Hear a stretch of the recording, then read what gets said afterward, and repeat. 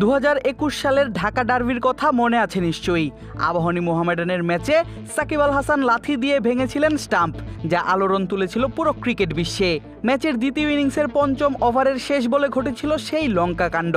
এবারও ঢাকা ডার্বির দ্বিতীয় ইনিংসের সেই পঞ্চম ওভারের শেষ বলেই ঘটল আরও একটি উত্তেজনাপূর্ণ ঘটনা। তবে এবার আর স্টাম্প ভাঙেননি কোনো ক্রিকেটার, কিন্তু তর্কে জড়িয়েছেন আইসিসির এলিট প্যানেলের আম্পায়ার শরফুদ্দৌলা ইবনে শহীদ সৈকতের সঙ্গে। চলছে ঢাকা প্রিমিয়ার লিগের 11তম রাউন্ডের খেলা, আর 12ই এপ্রিল শনিবার মুখোমুখি হয় টেবিলের সেরা দুই দল আবাহনী এবং মোহামেডান। 265 রানের টার্গেটে খেলতে নেমে তখন ব্যাট করছে আবাহনী ওপেনার পারভেজ ইমন এবং অধিনায়ক নাজমুল শান্ত। পঞ্চম ওভারের শেষ বলটা মিরাজ করেন ইমনকে, আর সেই বল ইনসাইড এজড হয়ে লাগে ইমনের প্যাডে। উঠে যায় ক্যাচ, স্লিপে দাঁড়ানো ফিল্ডার রনি তালুকদার করেন সেই বল তালুবন্দি। সঙ্গে সঙ্গেই উঠে আউটের আবেদন, সেলিব্রেশনে মাতেন মোহামেডান ক্রিকেটাররা। তবে নির্বিকার ভঙ্গিতেই দাঁড়িয়ে থাকেন আম্পায়ার সৈকত, জানান হয়নি আউট। আর এতেই রেগে যান মোহামেডান অধিনায়ক তাওহিদ হৃদয়, আগ্রাসী হয়ে এগিয়ে যান আম্পায়ারের দিকে।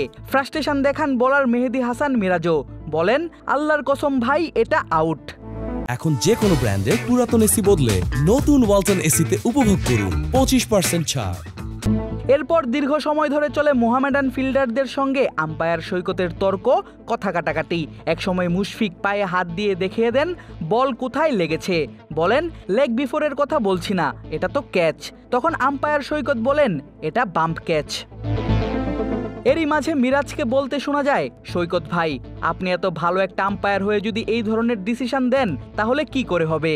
এটা আপনার কাছ থেকে আশা করিনি, এটা মানা যায় না সৈকত ভাই। এত বড় আউট, সাউন্ড সবাই শুনছে, আপনি একাই খালি শুনলেন না। মিরাজের কথার জবাবে সৈকত বলেন, আপনারা শুনলে তো হবে না, আমি তো শুনি নাই। যদিও এরপর খুব বেশি সময় মাঠে থাকা হয়নি আবাহনী ওপেনার পারভেজ ইমনের। এমন ঘটনা ঘটার ঠিক পরের ওভারেই মোহামেডান পেসার ইবাদতের বলে মিরাজের হাতে ক্যাচ তুলে দিয়ে আউট হন ইমন। আর ক্যাচ তালুবন্দি করেই উন্মত্ত সেলিব্রেশনে মাতেন মিরাজ। ইবাদত দেখান নিজের অ্যাগ্রেশন, হতাশ হয়ে মাঠ ছাড়েন পারভেজ ইমন। ইনিংস এবং ওভারের মিল ছাড়াও 2021 সালের ঘটনার সাথে আরও বেশ কিছু মিল রয়েছে আজকের ঘটনার। সেদিন মুশফিক যখন ব্যাট করছিলেন সাকিবের বলে, তখন নন স্ট্রাইক প্রান্তে দাঁড়িয়েছিলেন ব্যাটার নাজমুল শান্ত। আজকের ম্যাচেও নন স্ট্রাইকে ছিলেন শান্তই, তবে সেবার মুশফিক আবাহনীর হয়ে খেললেও এবার এই উইকেট কিপার ব্যাটার খেলছেন মোহামেডানের হয়ে।